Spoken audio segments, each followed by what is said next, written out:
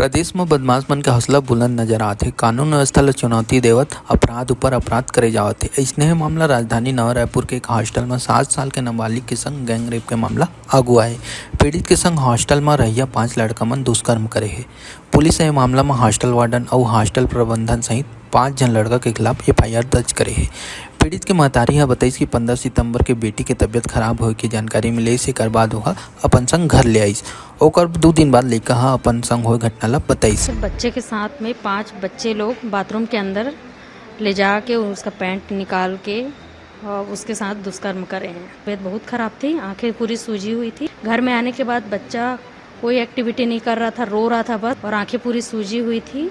और 2 दिन बाद मेरे को बताया कि मेरे साथ ये दुष्कर्म हुए हैं। ये पूरा मामला राखी थाना क्षेत्र के है और पुलिस 2 जन आरोपी ला गिरफ्तार करे है। तो प्रदेश में बढ़त अपराध के बारे में आप मन के का विचार है, कमेंट बॉक्स में जरूर बताओ। और इसने खबर पर देखा था ठिया 36।